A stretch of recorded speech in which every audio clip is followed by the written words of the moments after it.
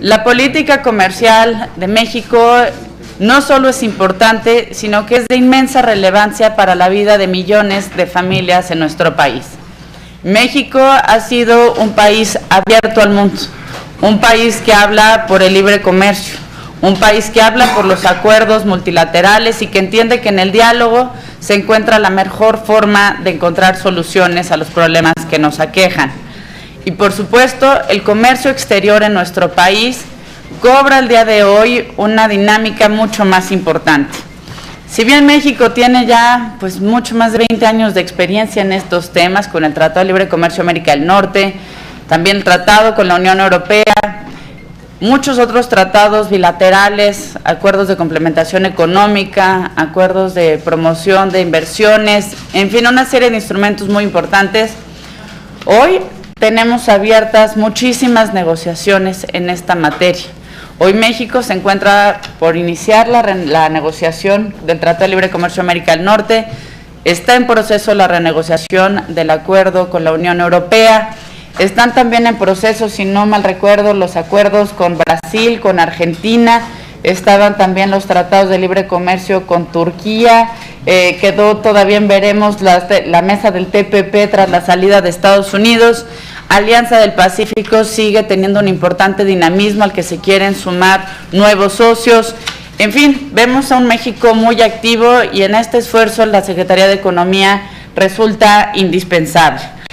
Por eso es que hemos convocado a esta reunión que debo reconocer fue idea del secretario de Economía, que ya hace algunas semanas envió un oficio poniendo a disposición de esta comisión la posibilidad de llevar a cabo esta reunión.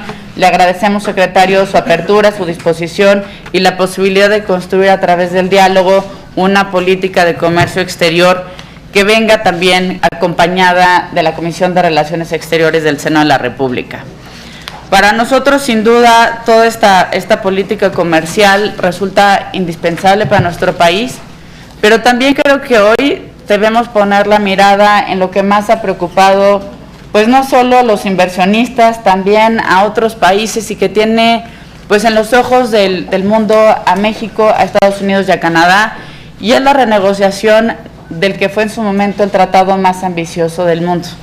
Hoy puede volver a ser este tratado el más ambicioso del planeta, dado que TPP no cuajó, pero si pensamos en el potencial que tiene América del Norte y construir una verdadera región norteamericana, podemos pensar en cómo se construiría la región energéticamente más importante del mundo, más productiva y económicamente más relevante del planeta. Por supuesto que la ambición de construir esta Norteamérica no es menor, pero por otro lado hay voces que hablan en contra precisamente de este concepto. Vemos que México y Canadá han abonado un discurso constructivo. Vemos que México y Canadá han apostado hasta en los momentos más complicados por el diálogo, por el respeto, e incluso hasta por lo didáctico que ha sido explicar a algunas personas en Estados Unidos la importancia del tratado y dónde realmente se encuentra el déficit estadounidense. No es una tarea menor, pero quisiéramos conocer cómo llega México a este proceso, con qué balance, con qué expectativas. Se expuso hace unos días, envió al Senado de la República cuáles son los objetivos que tiene México para esta negociación. Quisiéramos conocerlos también con mayor detalle, señor secretario. Y también me sumaré a las voces que ya lo hemos expresado. Yo presenté un punto de acuerdo hace ya algunos meses junto con el senador Cordero. Han sido ya muchos mis compañeros que también lo han comentado. Queremos estar cerca de esta negociación. Queremos formar parte de esta idea de me atrevería a decir, más que un cuarto de juntos. No queremos nada más estar juntos, queremos acompañar este proceso. Sabemos que no va a ser sencillo, el diálogo con Estados Unidos no puede ser ya más público, entonces sabemos hasta en qué tono se puede llegar a dar, pero queremos acompañarlo porque sabemos que el tiempo para ambos países no es el más sencillo. México y Estados Unidos estaremos el próximo año en año electoral. Sabemos también las dificultades que tiene un proceso de negociación de este tamaño, pero estamos conscientes de que en la medida en que podemos trabajarlos de manera conjunta, por supuesto, y subrayaría más que coordinada, podemos también esperar mejores resultados y un mejor diálogo posterior en el Senado de la República. De nueva cuenta, secretario, le damos la más cordial bienvenida. Tiene usted el uso de la palabra.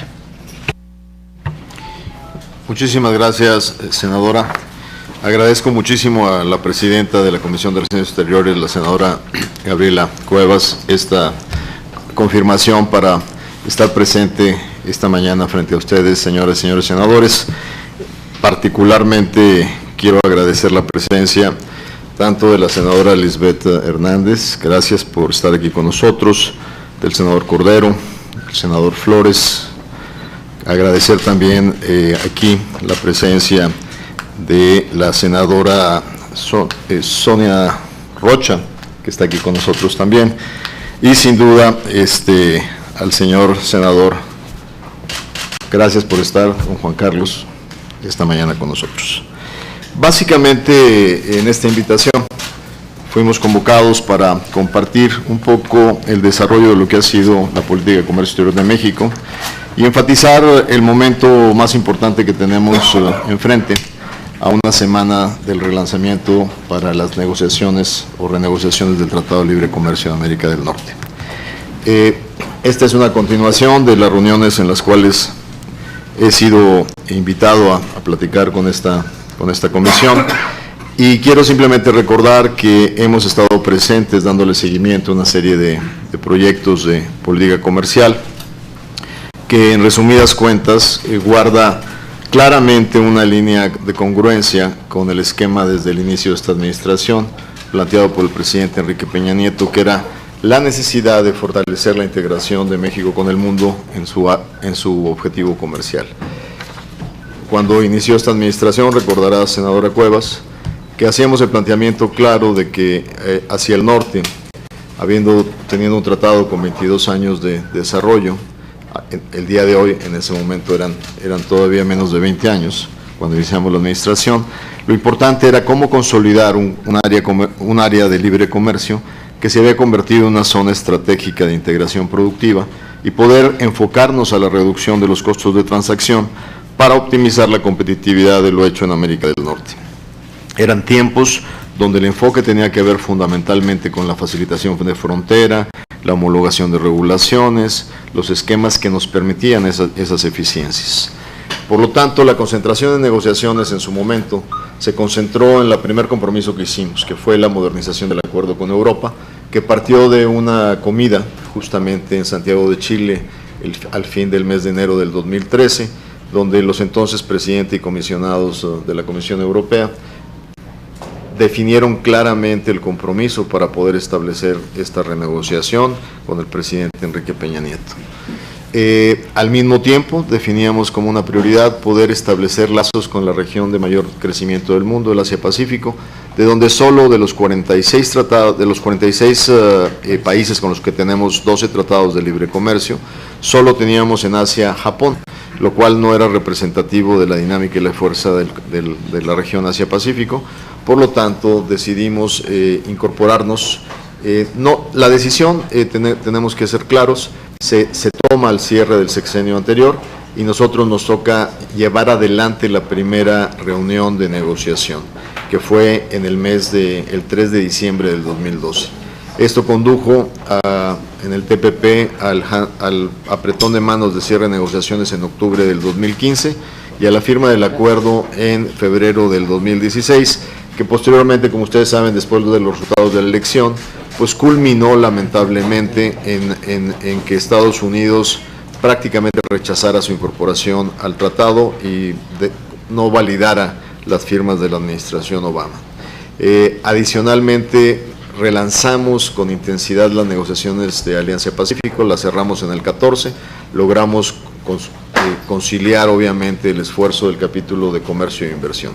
¿Qué ha pasado a partir de ese momento, señoras y señores senadores? Pues fundamentalmente hemos seguido intensificando esta política de diversificación. Prácticamente, les confieso, en algún momento la reflexión que yo hacía al cuarto año, una vez que habíamos firmado TPP, era, bueno, logramos cerrar Alianza Pacífico, estamos en el proceso de lograr la modernización de Europa, finalmente TPP se concluyó y si utilizaría un término de ilusamente creí yo que el trabajo fuerte de este sexenio estaba cerrando hacia el cuarto año y que íbamos a dedicarnos a consolidar un poco todos los frentes que habíamos establecido con un esquema de ampliación de esfuerzos. Pero a todos de alguna manera nos cambió la dinámica del futuro cuando en las elecciones de noviembre 8 gana un candidato presidencial que, como promesa de campaña en Estados Unidos, había prometido salirse del Tratado de Libre Comercio de América del Norte o renegociarlo. Y eso claramente nos lleva a un cierre de proceso muy diferente al que habíamos diseñado, en donde se tomaron dos decisiones muy claras. La primera, intensificar, no suspender ni alentar ni disminuir la dinámica con la cual veníamos trabajando en el proyecto de diversificación, y por lo tanto me permitiré simplemente darles una actualización de dónde estamos en cada uno de los frentes de esta diversificación. Yo empezaría primero relatándoles las negociaciones con el acuerdo con Europa. Estamos básicamente en el momento donde ya terminamos 4 rondas de negociación. Estamos programando la 5ª ronda para que ocurra en la ciudad de Bruselas en finales de septiembre, y estaríamos regresando a México para la 6ª ronda el 27 de noviembre. ¿Dónde estamos? Se ha avanzado sustancialmente. En la última ronda estábamos en un impasse. Cecilia Malmström, la comisionada europea, vino a México. Aprovechamos un día intenso de trabajos para poder desatorar aquellos puntos donde los equipos de negociación habían quedado un poco frenados, y tenía que ver básicamente con la definición del acceso al mercado en bienes agrícolas, y sin duda de parte de los europeos hay un interés muy específico en tener un reconocimiento automático de indicaciones geográficas. Ustedes saben que los modelos de indicaciones geográficas si pudiéramos encontrar 2 modelos polarizados en el mundo, es el modelo estadounidense y el modelo europeo. El modelo estadounidense reconoce marcas, el modelo europeo reconoce lo que en México, con un poquito más de trabajo, se llama denominaciones de origen, pero que en Europa se consideran indicaciones geográficas. México, como un país conectado a los 2 mercados, tiene que ser muy consciente de que tiene que guardar un sano equilibrio entre ambas dimensiones. No solo porque somos parte de 2 acuerdos, sino porque los intereses nacionales han vivido en un universo de marcas, en donde hay muchos, por ejemplo, en la industria láctea. Si en un momento determinado tenemos años de estar en un mercado que conoce el queso manchego, que se produce en Querétaro, por ejemplo, o que se produce en el Bajío, es muy difícil que de repente, de la noche a la mañana, lleguemos con una restricción total a utilizar la palabra manchego. Esa negociación no va a ser fácil, pero probablemente llegues a acuerdos en términos de decir manchego de oveja, manchego maduro, que diferencie y permita el desarrollo de algunas alternativas dentro del mercado. Para ello está precisamente, y quiero que me confirme mi coordinador de relación con el Senado, la Cámara de Origen es el Senado de la República, donde introducimos la iniciativa de transformación. Aquí está, mi director del INPI, en donde precisamente estamos avanzando el proceso de oposición para poder establecer el mecanismo de marcas. ¿Qué quiere decir esto? No me niego a reconocerte tu denominación siempre y cuando no haya derechos adquiridos en mi mercado a través del tiempo de marcas específicas que pudieran definitivamente llevarnos a un escenario alternativo. Y por lo tanto les agradecemos mucho ser la Cámara de Origen, y va a ser fundamental para poder llevar adelante el equilibrio en esta negociación. Con Europa, básicamente tenemos con mucha claridad, tanto de parte de la comisionada Cecilia Malmström como de un servidor, que los tiempos fundamentales son hasta el cierre del año. Les soy claramente honesto en esto. Cuando inició esta negociación no había prisa por parte de Europa. Inclusive los tiempos del proceso de estar en el momento de las negociaciones nos tomó casi 1 año y medio para poder empezar. La elección en Washington sonó una alarma en Europa que le dio otra dinámica al proceso de negociación. Sin duda, esa es la dinámica con la cual el apartado, el pilar comercial del acuerdo con Europa se está moviendo. Pero también les quiero transmitir, porque es donde ustedes tienen una gran relevancia en este proceso, que el proceso de aprobación finalmente dependerá del Parlamento Europeo. Y ustedes recordarán que el tratado con Canadá fue un tratado que tomó más de 3 años en este proceso. Nosotros queremos aprender de ese proceso para que una vez terminada la negociación comercial podamos seguir un esquema sistemático que nos permita avanzar de una manera más eficiente en la aprobación del Parlamento. Y aquí hay otros 2 pilares, el pilar de cooperación y el pilar de principios democrático-políticos. Y ahí su interlocución como senadores de la República con el Parlamento Europeo va a ser fundamental. Necesitamos, sin duda, que en la conformación de un apoyo con visión nacional trabajemos muy de la mano en ese proceso. Ahora, nosotros en la parte comercial nos hemos propuesto como fecha ideal para culminación el final del año. Estamos bastante avanzados en ese sentido. El proceso, como ustedes lo saben, muy activo de contacto con los mecanismos de consulta, con el sector privado, con las organizaciones no gubernamentales, lo hemos desarrollado. Cuando vino Cecilia tuvimos varios eventos públicos. Cecilia se reunió con varios interlocutores de la sociedad civil y estaremos incentivando ese tipo de participación. Yo en automático con Europa les mencionaría lo que es el acuerdo con la área de libre comercio de Europa, que la conforman básicamente 4 países que no son parte de la Unión Europea, que es Suiza, Noruega, Liechtenstein y Islandia, básicamente. Y con ellos prácticamente llevamos estamos por llevar la 4ª ronda de negociación, que ya ocurrió la 4ª en el mes de junio, y estamos por definir la 5ª, que será en la Ciudad de México, y estamos por definir esa fecha. El acuerdo con este grupo de países es muy similar al acuerdo con la Unión Europea. Aquí el tema que más nos lleva un poquito atrás en el proceso es el nivel de ambición de algunos de los países involucrados, sobre todo en temas agrícolas que son de interés para México, pero pensamos que llevará un ritmo similar, con un elemento en paralelo al trabajo que estamos haciendo con la Unión Europea. Pasaría yo del tema Europa al tema Asia-Pacífico, y me permitiré introducir a partir de Asia-Pacífico el papel que América Latina está jugando en ese contexto. Como bien dijo la presidenta de la Comisión, llevamos un proceso que fue bastante eficiente. Recuerden ustedes que TPP se había originado con participación en diferentes etapas de subgrupos de países, que algunos los puso en la mesa de negociación por más de 5 años. Afortunadamente para México y Canadá entramos al tema justamente en 3 de diciembre del 2012 y bastante eficientemente en 3 años cerramos esta negociación. La verdad es que es un acuerdo que sin duda nos daba 2 elementos, el acercamiento con el continente de mayor crecimiento del mundo, pero al mismo tiempo nos daba una oportunidad de modernizar el Tratado de Libre Comercio de América del Norte de una manera indirecta, ya que Canadá, Estados Unidos y México formábamos parte de esta integración. Ahora, con el rechazo del presidente Trump de incorporarse, se dio una primera instancia, y aquí agradezco muchísimo la comprensión y la participación de las señoras y señores senadores en este tema, porque había disyuntivas, y en un momento dado Japón insinuó la posibilidad de que todos siguiéramos adelante con nuestro proceso legislativo, independientemente de lo que ya había sido un evidente rechazo por parte de Estados Unidos.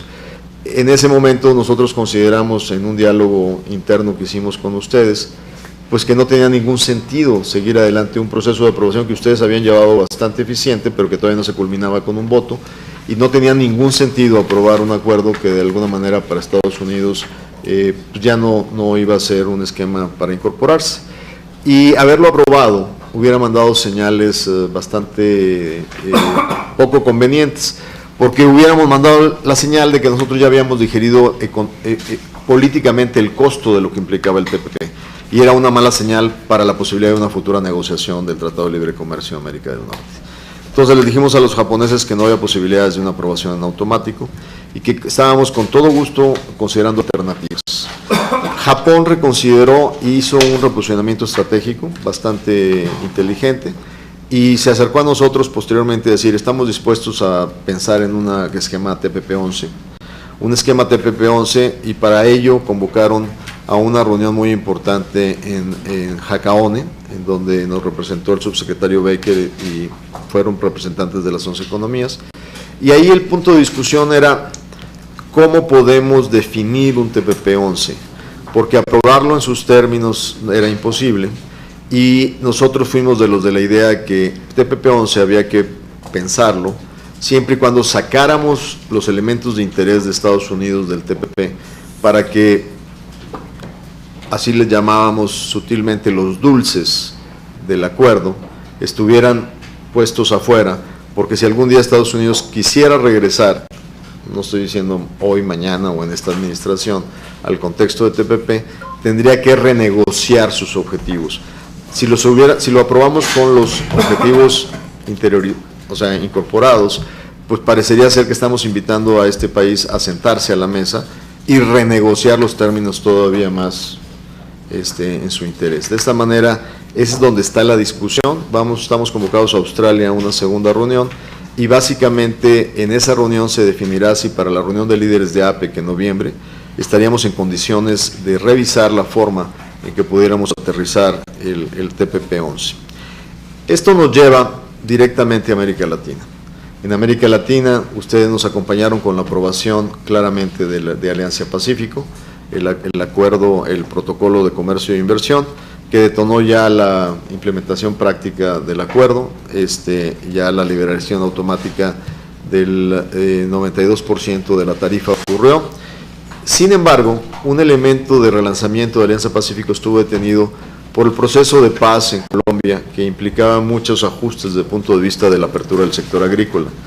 Afortunadamente ese proceso avanza, y eso permitió al presidente Santos reposicionar de una manera interesante ya su posición en la visión de futuro de Alianza Pacífico. Creamos en la reunión de Santiago de Chile, no en Santiago, en Viña del Mar, la nueva membresía de Estado asociado, que pudiera permitir a cualquier miembro de la región Asia-Pacífico poder solicitar hacer un tratado de libre comercio con los países de alianza, sin necesidad de ser parte del protocolo de la membresía integral, que implica temas de migración, temas de turismo, temas de integración de mercados financieros, y de tal manera que pudiera dar un fast track a la integración de países que estén dispuestos a tener un alto nivel de ambición, de tal manera que ya tenemos los 4 primeros alineados para iniciar en septiembre las negociaciones, que son Australia, Nueva Zelanda, Canadá y Singapur. Esto prácticamente está por arrancar, y sin duda ustedes estarán de acuerdo que si esos 4 países inician de inmediato su integración a Alianza Pacífico, más 3 de los 4 de Alianza Pacífico eran TPP, ya tenemos 7 de los originales miembros de TPP que estarían viendo la posibilidad de integrarse al mercado de Alianza Pacífico, lo cual da un mensaje muy interesante y le da nueva vida y nueva proyección a Alianza Pacífico en el comercio internacional. No estaría completo mi comentario en este sentido, si no agrego rápidamente que en el contexto latinoamericano lo que hicimos fue lanzar un diálogo con Argentina y con Brasil, aprovechando de un reposicionamiento y una nueva visión en el liderazgo de ambos países en relación a su esquema de integración y su cambio o transformación del proteccionismo. Y en ese sentido, lo que lanzamos no es precisamente en sí mismo una negociación para un tratado de libre comercio, es una negociación para una ampliación sustantiva de nuestras preferencias comerciales, en donde lo que pedimos a ambos países es incorporar disciplinas tradicionales que solo vienen acompañadas en tratados de libre comercio. ¿Esto qué quiere decir?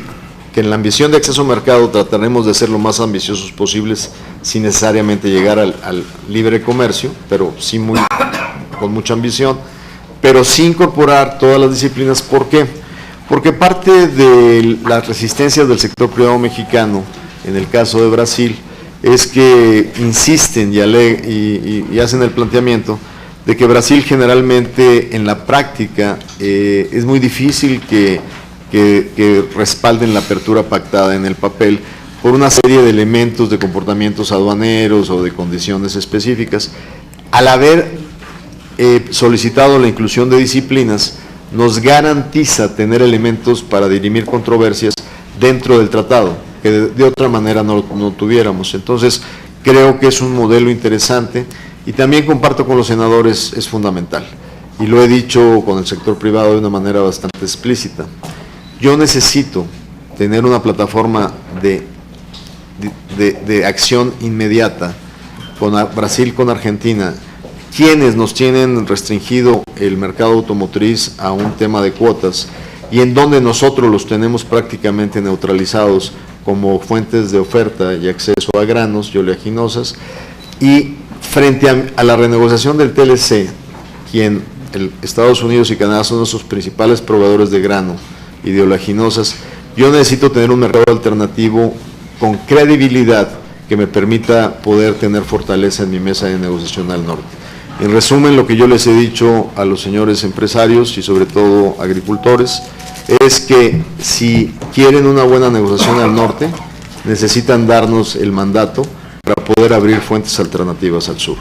De otra manera, mi posición en la Mesa del Norte no tiene credibilidad y yo les pediría, dado que próximamente ustedes estarán platicando con el sector privado, que analicen este planteamiento, porque de otra manera no va a haber credibilidad, dado que nadie me va a creer que yo estoy dispuesto a reponer aranceles OMC a granos y oleaginosas en Estados Unidos, si es que las cosas no avanzan bien, cuando no tengo fuentes alternativas de oferta y cuando el impacto en la canasta del consumidor y de la gente en México sería totalmente desmedido. Con esto, si ustedes me lo permiten, pasaría simplemente a darles una muy buena noticia en el contexto latinoamericano, que gracias al trabajo de la Cancillería mexicana y al trabajo que hicimos en el contexto de nuestros homólogos en América Latina, esta semana que concluyó logramos la elección para ser secretario general de la LADI por primera vez en la historia de este organismo de un mexicano, Alejandro de la Peña, quien fue respaldado plenamente por los países de Alianza Pacífico y por los países con membresías activas de Mercosur. La mayor parte de ellos, con excepción de alguna abstención, estuvo totalmente en apoyo por Alejandro de la Peña. Con esto paso al tema de la renegociación del acuerdo. Y para ello a mí me gustaría compartir con ustedes aquí un par de reflexiones. Hace 27 años, el Senado de la República lanzó un foro de diálogo bastante intenso con los sectores productivos mexicanos y con la sociedad. Lo lanzó para analizar claramente las pertenencias de México en su contexto de integración comercial internacional. Como resultado, quedó el mandato claramente para la política exterior mexicana, lo cual nos llevó a que después de todo este proceso, en noviembre de 1973, el Senado de la República aprobara prácticamente con un voto mayoritario y abrumador el Tratado de Libre Comercio de América del Norte. Esta reflexión nos lleva a que en esa discusión de hace mucho tiempo, donde nos tocó jugar algún papel, me tocó ver a muchos actores de la economía mexicana con dudas, inclusive empresarios que planteaban que se abra el mercado, pero que se haga la voluntad aquí en las yuntas de mi compadre, pero no en la propia. Y es interesante ver cómo muchos de esos empresarios, a 22 años después de la implementación, han sido una de las industrias más exitosas que a partir de ello han logrado globalizarse y representar de una manera contundente a México. No solo en el ambiente empresarial ha habido una reconversión total de muchos de los que tuvieron dudas hace 22 años, sino también en el sector del debate político de lo que significa este acuerdo para la integración de la economía mexicana. Recuerdo muchos debates donde muchos de los que tenían una visión un tanto catastrófica del acuerdo, hoy, pues cuando los veo y platico con ellos, me exigen una buena renegociación para preservar lo que se ha logrado en 22 años, lo cual yo creo que 22 años de proceso son un activo importante que nos sirve no solo para redefinir el esquema de lo que queremos los mexicanos en este proceso, sino también para estar claros de que no es nuestro papel estar en Washington o en el Capitolio tratando de convencer congresistas estadounidenses o senadores de las grandes virtudes de este tratado, lo que hemos observado en estos 170 días de la administración Trump es que ese papel les queda mejor y lo hacen más eficientemente los actores estadounidenses, los mismos trabajadores agrícolas, los mismos productores agrícolas, los mismos empresarios que han sido claramente testigos y beneficiarios de esta gran integración. Es mucho más creíble que un estadounidense les diga a su Congreso y a su presidente que no vayan a deshacer lo que se ha construido en 22 años, a que nosotros como mexicanos hagamos ese papel. A nosotros nos toca, con nuestros socios comerciales, dar los elementos y la información necesaria para construir una estrategia, pero no es responsabilidad de los mexicanos convencer al Congreso estadounidense de lo que es bueno para su país. En ese sentido, decirles que iniciamos el 1 de febrero de este año el proceso de consultas que el presidente de la República nos mandató en la reunión que sostuvo en Los Pinos en el mes de enero, y es un proceso continuo. Esto no es un inicio y un fin, sino logramos un poco en los primeros 3 meses de ese proyecto definir el programa de objetivos de los sectores productivos mexicanos. Eso fue respaldado con un proceso de consultas que arrancamos en vía pública, en internet, el día 26 de junio, el cual tenía como periodo de definición hasta el 26 de julio, un mes completo, en el cual recibimos 613 participaciones, de las cuales la mitad de ellas fueron ciudadanos directamente opinando sobre los temas de la negociación, aproximadamente un 10% de sectores productivos, 2% de academia, un 1% de sociedad civil, y la mayor parte de los temas, digamos, el top 5, el top 5 de los temas fueron acceso al mercado, facilitación del comercio, comercio electrónico, administración aduanera, temas laborales, propiedad intelectual, reglas de origen, pymes, solución de controversias. Este ejercicio fue un ejercicio importante porque con ello y con el primer ejercicio y el diálogo que se ha mantenido, pudimos haber cumplido, como bien lo mencionó la senadora Cuevas, fuimos invitados por la Junta de Coordinación Política a poder presentar el documento que la Ley de Tratados Internacionales en Materia Económica exige como el anuncio de inicio de proceso de negociaciones que ocurre siempre al inicio de un proceso de sesiones legislativas. Y quisimos hacerlo antes del 1 de septiembre, sobre todo porque las renegociaciones empezarán el 16 de agosto y nos parecía una muy mala idea no venir al Senado de la República antes del inicio de esas negociaciones. Así es que presentamos dentro de los documentos solicitados por la Ley sobre aprobación de tratados internacionales en materia económica preguntas específicas como la importancia de esta renegociación para México, las razones para negociar, las consecuencias de no hacerlo, los beneficios y ventajas que se podrán obtener de esta modernización del acuerdo, el calendario inicial de negociaciones, y adicionamos un pequeño documento de 5 cuartillas que le llamamos Prioridades de México en las negociaciones para la modernización del Tratado de Libre Comercio de América del Norte. En este documento prácticamente organizamos los temas en 4 pilares. El primero de ellos tiene que ver con el fortalecimiento de la competitividad de América del Norte. Y este fundamentalmente nos habla de cómo tenemos que relanzar los temas dentro del acuerdo que nos permitan fortalecer las cadenas de valor en la región, poder garantizar que los beneficios sean sobre todo para los miembros de esta integración y que nos ayude a alinearlo a nuestro proyecto de política industrial. Estas cadenas, como siempre, se fortalecen a través de los mecanismos de reglas de origen de un tratado. Lo hemos dicho siempre, se pueden fortalecer siempre cuidando la eficiencia y la competitividad de las cadenas. Lo he dicho en otras ocasiones, hay un refrán mexicano que ilustra muy bien el tema de lo delicado de las cadenas, que es ni tanto que queme al santo, ni tan poquito que no lo alumbre, porque si nos equivocamos podernos darnos un balazo en el pie, porque hay cadenas que hoy desaparecieron desde hace 25 años de América del Norte y no están aquí, están en Asia, y son las cadenas de los electrónicos. Si quisiéramos obligar al sistema a que en el corto plazo exijamos integración del 90%, lo único que va a pasar es que va a ser más barato para muchas de esas empresas localizadas en China o en Corea exportarnos directamente pagando MFN en Estados Unidos o en México en lugar de pasar por los costos de relocalización.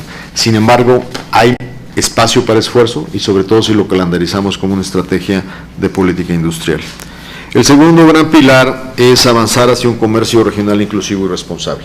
Aquí están todos los temas dentro de la negociación que tiene que ver con piso parejo para los actores de la economía y de la sociedad mexicana. Y aquí, ¿qué es lo que tenemos que considerar? Hace 22 años, el acuerdo no incluyó un capítulo para cómo integrar a las pequeñas y medianas empresas dentro del proceso de integración. No había un tema de emprendedurismo y de alentar el mismo. Y sobre todo, los temas laborales y los temas ambientales como derechos fundamentales estaban fuera de los mecanismos de solución de controversias del Acuerdo de Libre Comercio. Lo hemos comentado en otras reuniones, que sin duda si México quiere seguir jugando un juego serio y profesional en el comercio internacional, debemos garantizar que lo que hagamos en materia comercial sea de beneficio para todos los actores de la sociedad mexicana. El tercer pilar es el pilar de gran contundencia que tiene que ver con la economía del siglo XXI. ¿Cómo actualizamos un acuerdo que tiene 22 años de antigüedad, capitalizando la transformación que ha ocurrido en el mundo en 22 años? Básicamente comercio electrónico, básicamente telecomunicaciones, básicamente la incorporación del sector energético, que no son temas menores, y siempre me gusta ilustrar todos estos temas de economía del siglo XXI con el sector energético. Cuando hablo del sector energético, en automático los analistas asumen que es por el cambio constitucional de México en materia energética y la apertura del sector a la inversión privada.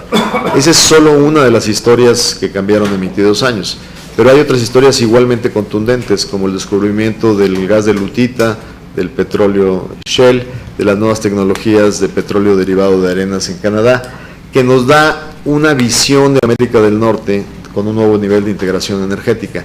Y para que eso ocurra necesitamos quitar las barreras en toda América del Norte para esa convivencia. Por ejemplo, la autorización para los grid eléctricos, la compra de petróleos ligeros para complementar el petróleo pesado mexicano, que a veces está sujeto a prioridades y a regulaciones excesivas, ¿no? Y finalmente, en estos cuatro pilares, el pilar de certidumbre al comercio y a la inversión. Gran parte del valor de los tratados es no solo eliminar aranceles y abrir áreas de libre comercio, sino dar certidumbre a los inversionistas. Y esta certidumbre pasa por muchos capítulos, pasa por darle certidumbre a las inversiones, por tener claramente cómo vamos a dirimir controversias, por saber claramente cómo vamos a aplicar científicamente las medidas sanitarias y sociosanitarias dentro del proceso, de tal manera quien va a arriesgar un peso sepa cómo lo va a arriesgar y por qué lo va a arriesgar. Así es que, sin duda, creo que va a ser muy importante que cuidemos la certidumbre generada por el acuerdo. Les diría que claramente estos cuatro pilares intentan definir los objetivos de negociación, y lo he dicho frente a los medios de comunicación. Ni México, en algún momento cuando Estados Unidos sacó el documento del 17 de julio, algunos medios nos decían, ya Estados Unidos sacó sus objetivos, ya Canadá sacó sus objetivos. A quien escribió así le hablé, le dije, oye, no seas malito, compárteme los objetivos de Canadá porque no los he visto. De hecho, Canadá no ha sacado un documento de objetivos. Y no es casualidad que no haya un documento a nivel de detalle. Por eso nuestro documento se llama Prioridades de Negociación. Porque si yo empiezo a sacar puntualmente lo que voy a pedir en la mesa, me voy a generar anticuerpos antes de iniciar el proceso de la negociación. Si hay intereses afectados en Estados Unidos que no les gusta mi posición, se van a empezar a movilizar para tratar de bloquear claramente el proceso. Entonces, seremos oportunos, seremos transparentes y estaremos informando, sobre todo al Senado de la República en este proceso de acompañamiento de una manera puntual y permanente. ¿Y qué riesgos veo del documento del 17 de julio, que ustedes conocen perfectamente? Veo básicamente tres áreas de preocupación. La primera es una fijación extrema sobre el concepto de déficit comerciales, que tenemos que ser muy cuidadosos de cómo se maneja. Yo siempre he dicho, encantado de analizar la situación de lo que le llamamos rebalanceo comercial, siempre y cuando logremos mejorarlo a través de expansión del comercio, no a través de restricción del comercio. El otro tema que puntualmente fue procesado justamente en el Senado por el senador Cordero y la senadora Cuevas, que es el tema del capítulo 19, que sin duda tomamos nota de la determinación del Senado en cuanto a la importancia del mismo. Y yo agregaría otro elemento, que es un comentario que hay en ese documento sobre salvaguardas. En salvaguardas hay un tratamiento especial en América del Norte que exentúa o le da licencia a estos tres países de no ser tratados igual que el resto del mundo. ¿Por qué es importante ser cuidadosos? Porque la salvaguarda es un mecanismo automático para reintroducir aranceles cuando consideramos que una industria ha sido seriamente dañada y no tiene el mismo nivel de exigencia que tienen las investigaciones en materia de competencia desleal o de comercio desleal. Entonces, dar la tentación de utilizar instrumentos que ya habían sido desincentivados a ser usados en América del Norte sería como abrir la caja de Pandora de nuevo. Entonces, y los más afectados no serían necesariamente solo los exportadores mexicanos, pudieran ser los exportadores estadounidenses.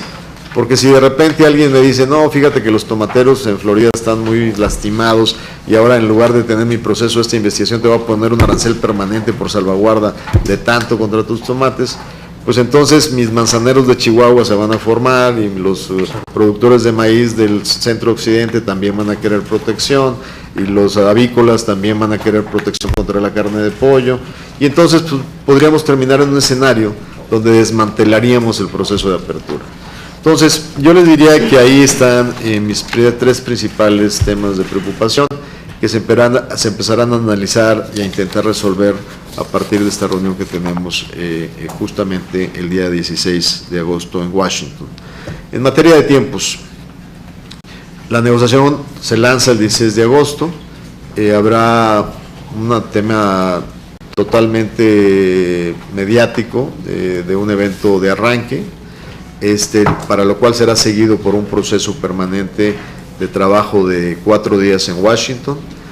El acuerdo en principio entre Canadá, México y Estados Unidos es que estas rondas de negociación serán con una frecuencia entre 3 y 4 semanas entre ronda y ronda. Las responsabilidades han sido definidas con responsables de negociación técnica. En este caso, por México hemos designado a Ken Smith por instrucciones del presidente de la República. El nivel de subsecretario será un nivel que entrará a resolver a partir de los primeros escollos que encontremos o dificultades en el proceso. Ken Smith será acompañado por Salvador Béjar como co-negociador o negociador adjunto, y el nivel ministerial claramente estará definido para poder desatorar algunos de los temas fundamentales. La idea es que de aquí a diciembre tengamos alrededor de 7, 8 rondas de negociación y nunca, señores y señores senadores, hemos dicho que tenemos una fecha objetivo para cierre. Lo que yo he dicho claramente en medios es, hay incentivos alineados para Estados Unidos y para México por las elecciones de ambos países, tanto parlamentarias como presidenciales, de que podamos terminar esta negociación a más tardar a principios del 18. La negociación implica simplemente el handshake y disparar el proceso para su firma y para su eventual implementación y voto de los legislativos. Nadie garantiza que logremos ese objetivo tan ambicioso, pero nadie más que Estados Unidos puede dar fe de lo que significa negociar con un gobierno y tener que procesar con otro. Ellos fueron los primeros que desconocieron un acuerdo firmado por un presidente anterior y lo tiraron a la basura. Entonces, nadie quiere desperdiciar capital negociador sin que haya garantías de cumplimiento. Entonces, ahí está, no vamos a ceder sustancia por rapidez, eso sin duda lo digo con toda convicción, y estaremos haciendo lo mejor porque esta negociación tenga objetivos claros y trate de ser muy, muy transparente para que los mercados puedan tener una lectura clara de hacia dónde vamos. Muchísimas gracias por su atención y yo dejaría aquí mis comentarios totalmente abierto a las preguntas y recomendaciones que ustedes tengan a bien hacer.